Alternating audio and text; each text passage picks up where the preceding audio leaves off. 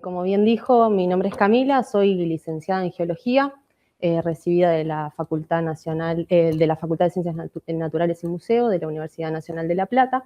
Y bueno, bajo la dirección de Guadalupe Ares y María Julia Ruiz, estoy desarrollando mi investigación doctoral titulada La conectividad hidrosedimentológica para el análisis del proceso de erosión hídrica. Bueno, para comenzar, me parece importante explicar y contextualizar un poco la problemática que se va a abordar en esta investigación. La erosión hídrica es un proceso que causa la pérdida de suelo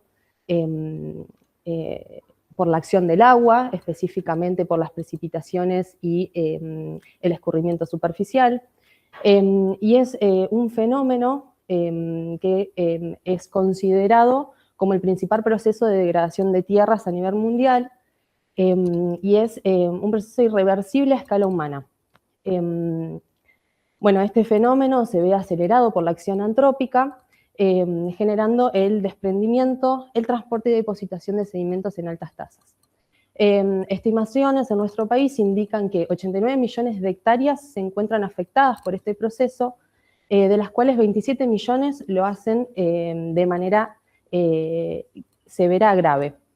Y bueno, es importante recalcar también que en un contexto de cambio climático, esta degradación se ve acelerada por la ocurrencia de eventos extremos como son las inundaciones y las sequías.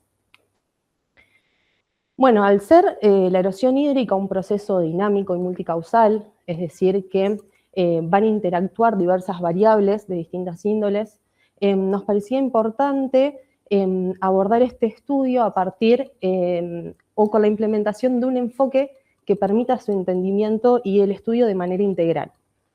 Y acá es donde entra el concepto de conectividad hidrosedimentológica. A ver, el concepto de conectividad es muy amplio, utilizado en el estudio de los sistemas naturales, y fue evolucionando a lo largo del tiempo en manos de diversos autores. Pero específicamente, la conectividad hidrosedimentológica nos habla del grado de conexión de las unidades en el paisaje que hacen a la facilidad del transporte del agua y sedimento.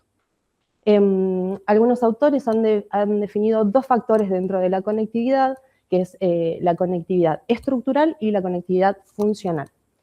La conectividad estructural nos habla de factores internos del sistema, como lo es la topografía, la geomorfología, el tipo de suelo, la vegetación.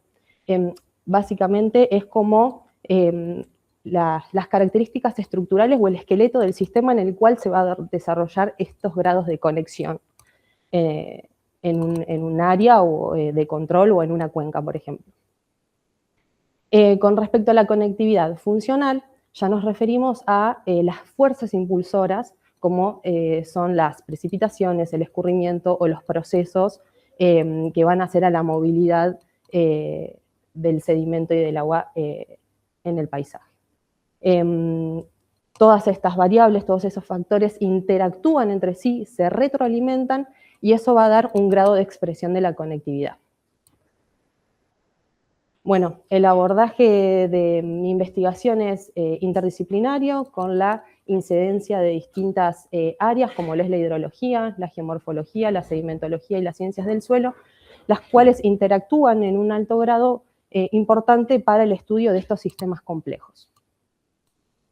Y bueno, la pregunta que nos surge es, ¿de qué manera influyen las interacciones y o retroalimentaciones espaciales y temporales entre las fuerzas impulsoras de la conectividad hidrosedimentológica y la estructura y el estado del sistema sobre el proceso de erosión hídrica?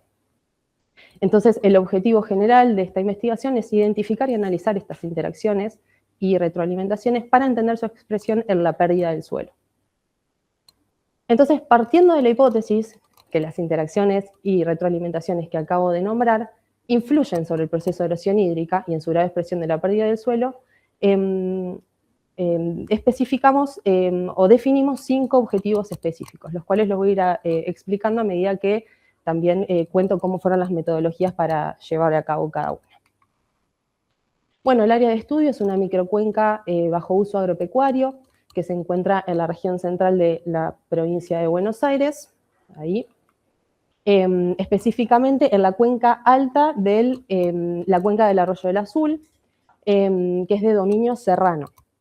Específicamente en esta microcuenca nace uno de los tributarios del arroyo, que es el arroyo Videla. Y bueno, la escala temporal de la toma de datos fue entre el año 2022 y el año principios del 2025. Bueno, el objetivo 1 es analizar el proceso de precipitación, escurrimiento y transporte de sedimento. En esta imagen se puede ver, bueno, este es el punto de cierre de la microcuenca donde se encuentra instalado parte del instrumental, pero bueno, específicamente las precipitaciones se midieron, se obtuvieron de un pluviómetro que está en una estación meteorológica perteneciente a la red de alerta del Instituto de Hidrología de Llanura. Después, las variables de escurrimiento se obtuvieron a partir de la medición de la altura del pelo de agua obtenidos a través de un sensor de presión instalado en esta cámara. Y bueno, tanto los datos de precipitación como de escorrentía sirvieron para identificar en ese lapso de tiempo los eventos de precipitación escorrentía y así poder también calcular variables de interés del índole hidrometeorológico. Con respecto a los sedimentos, bueno, se recolectaron de manera bimensual los sedimentos en suspensión que transporta el arroyo a través de estos dispositivos,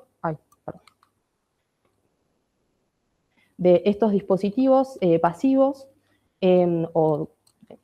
son como trampas de sedimentos. Es un tubo de PVC que tiene dos piquitos abiertos en el cual entra el agua con el sedimento decanta y después cuando vamos al campo vamos recolectando el mismo en baldes y son llevados al laboratorio, los cuales a través de distintos procedimientos se obtiene el producto final, que es la cantidad de gramos de sedimento que se generó o transportó el arroyo en ese periodo de tiempo.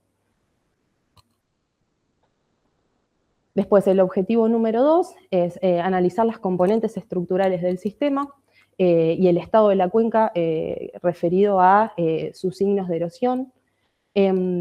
Acá nos referimos a la topografía, la geomorfología, el tipo de suelo.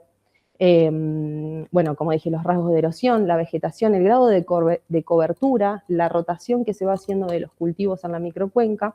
Y todo esto se llevó a cabo a partir de relevamiento periódico en campo, análisis de modelos digitales de elevación, imágenes satelitales, fotos aéreas, realización de calicatas, perfiles de suelo, toma de muestras para llevarlas al laboratorio y analizar granulometría, cantidad de materia orgánica, mineralogía, sí, eso. Bueno, el objetivo número 3. El objetivo número 3 es estudiar la dinámica espacial del movimiento y transporte de sedimentos entre fuentes y vías de circulación en la cuenca.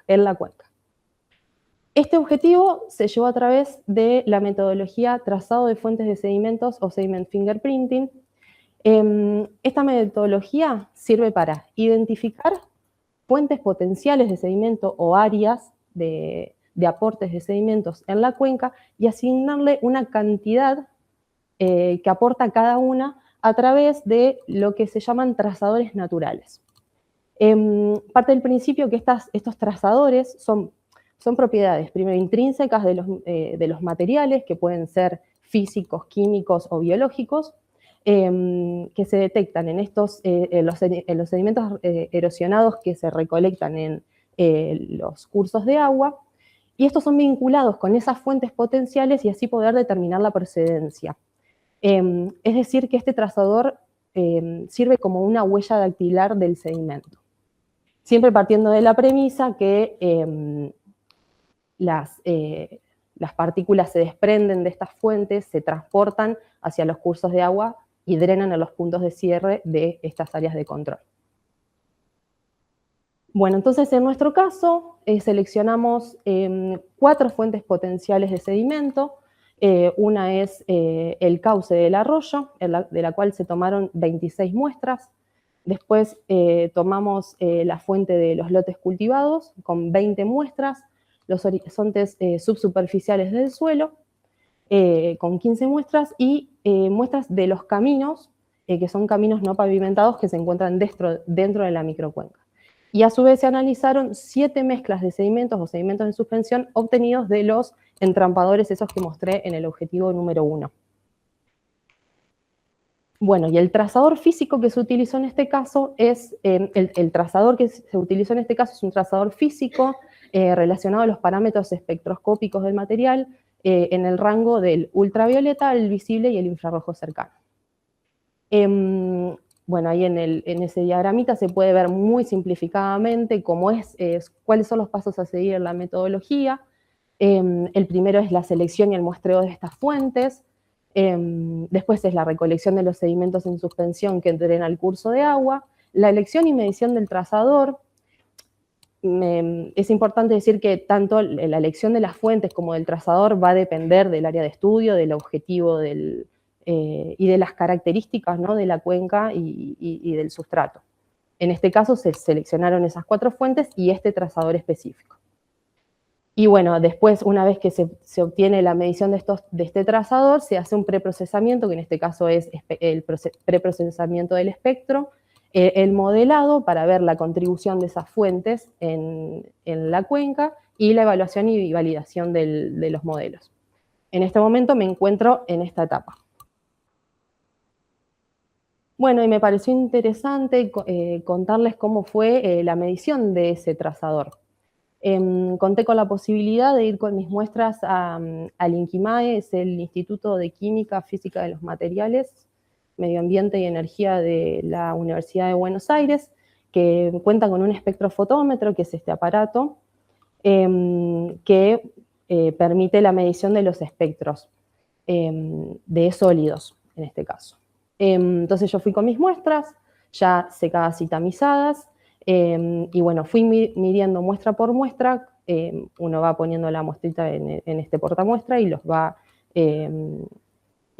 leyendo y podés obtener el espectro de cada muestra, que los vas viendo en tiempo real. Entonces lo que se obtiene es el porcentaje de reflectancia en un rango de longitud de onda, que en este caso fue de 200 a 2500 nanómetros.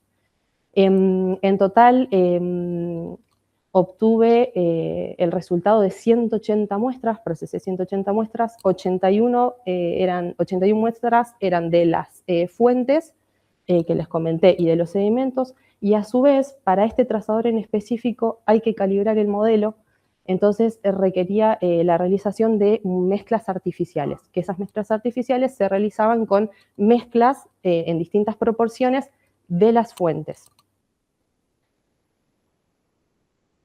Bueno, el objetivo número 4 es evaluar la dinámica espacial y temporal de la conectividad a través de la implementación de un índice de conectividad hidrosedimentológica, que básicamente lo que se obtiene es un análisis cuantitativo de la conectividad en eventos puntuales de precipitación y escorrentía. Es decir, que yo voy a tener un mapa de conectividad, del grado de conectividad en los eventos que yo quiera analizar.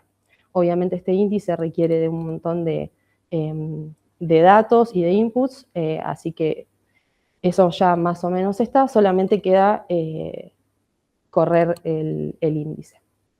Y bueno, y por último es integrar todos los resultados de los objetivos anteriores y ahí sí realizar una caracterización de la dinámica de la conectividad en ese periodo de tiempo y así relacionarlo con el proceso de pérdida del suelo o erosión hídrica.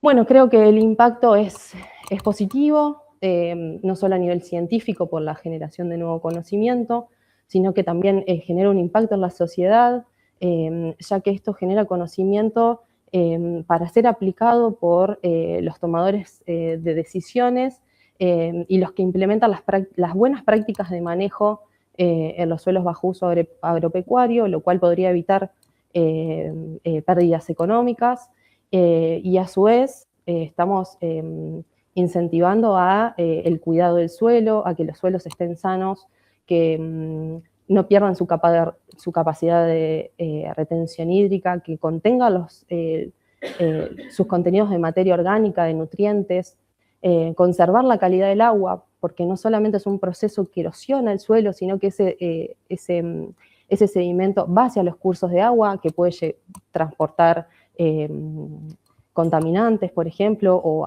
aumentar la turbidez del agua. Y bueno, mitigar los impactos generados por las sequías e inundaciones extremas. Bueno, los principales desafíos y dificultades, me pasó que hubo una reestructuración de los caminos a tomar y de las decisiones, sobre todo por dificultad en el funcionamiento de equipos, y sobre todo la técnica fingerprinting, hacer una tecnología nueva, una metodología nueva. Eso requirió la consulta constante de especialistas, que, bueno, tenemos la suerte de estar en contacto con especialistas de Francia y de Brasil. Pero bueno, es difícil a la hora de tomar decisiones, por ahí uno quiere dar el paso, pero prefiere consultar antes, porque hay veces que una vez que das el paso no podés volver para atrás. Pero bueno, fue muy enriquecedor, lo sigue siendo, porque seguimos ahí en contacto. Y bueno, aparte de hacer todas las tareas relacionadas a la tesis, participé en otras actividades, como actividades de transferencia, reuniones científicas, congresos, participación en proyectos de investigación, entre otros. Y bueno, para finalizar, les cuento que fui admitida en el doctorado en marzo del 2022. Ese mismo año me aprobaron el plan de formación. El plan de tesis lo aprobaron el año pasado, en abril, y ya cuento con los requisitos del idioma extranjero, la publicación indexada, los créditos de cursos externos e internos y trabajos a congresos. Gracias.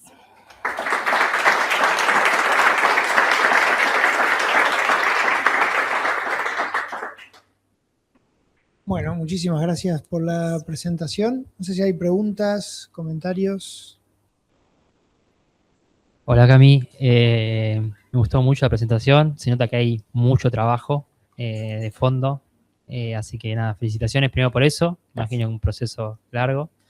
Te quería preguntar un poco, capaz que lo mencionaste, pero la idea sería entonces como encontrar esos mapas de conectividad en función de diferentes tipos de eventos, de poder generar ese tipo de producto final, digamos.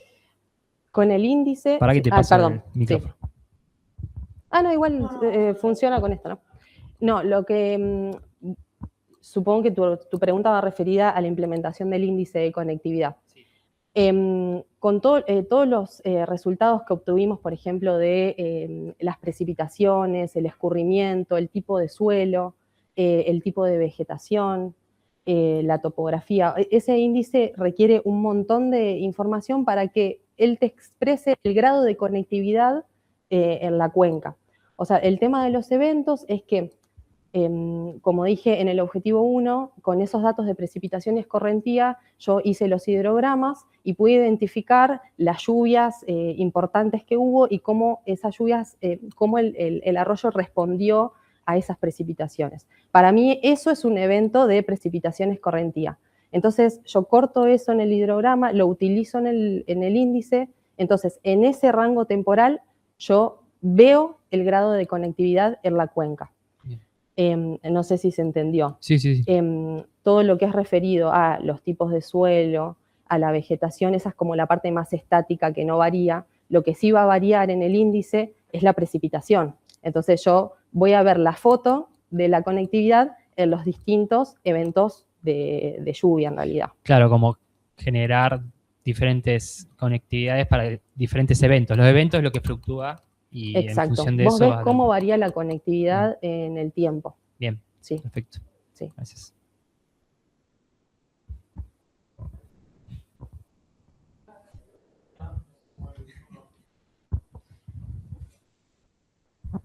Gracias. Bueno, hermoso trabajo. Gracias. Muy lindo y muy buena la presentación.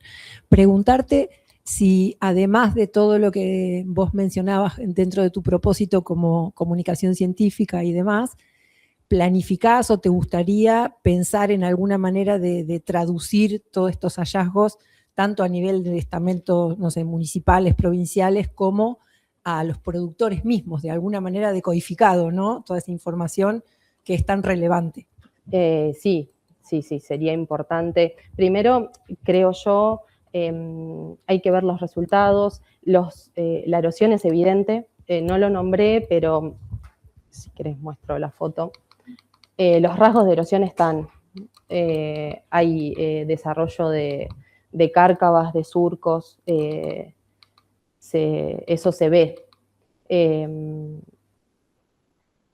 La idea, sí, obviamente es llevar esta información y comentarle al productor o a quien sea, digamos, que tome las decisiones de poder proponer, ¿no? En qué partes por ahí se puede hacer una práctica de manejo para evitar estas cuestiones. O sea, la rotación de cultivos está, por ahí no está tan bien implementada. Sí, en esas cuestiones. Y esto igual es muy específico, es una microcuenca, es una evaluación muy específica, ¿no? Muy puntual. Pero sí, la idea es que evaluar en este caso dónde está la mayor erosión y poder ahí implementar estas prácticas. Sí. Muchas gracias por tu trabajo, parece muy interesante. Yo mientras te escuchaba pensaba en lo siguiente, en los años 90, fines de los 80, principios de los 90, hubo cambios muy profundos en el uso de la tierra en la región pampeana húmeda, particularmente cuando empieza la sojización importante en los 90. Sí. La soja es un cultivo descriptivamente muy susceptible a la erosión hídrica.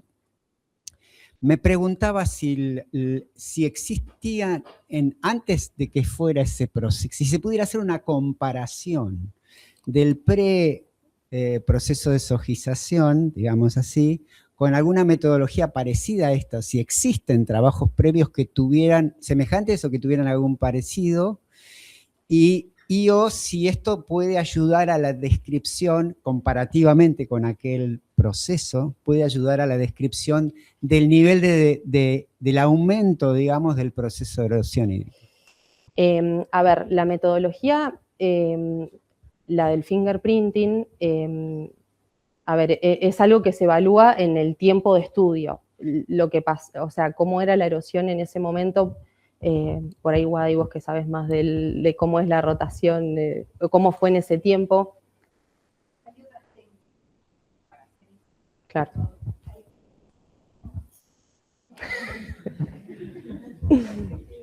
Sí, para que escuchen.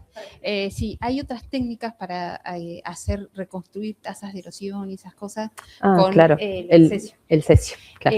Lo que pasa es que no se puede implementar justamente acá, pero a otra escala de otras cuencas de la región pampeana donde existen los instrumentos para poder comparar si, por ejemplo, la técnica del cesio 137 permite reconstruir eso a través de comparar cómo se ha perdido ese radionucleido, cómo se ha ganado en distintos sitios y eso se suele comparar con testigos, por ejemplo, de lagos, de reservorios de agua donde están, digamos, acumulados los sedimentos, ¿sí? Y se ve comparativamente los momentos de más acumulación de ese radionucleido en los sedimentos de los lagos.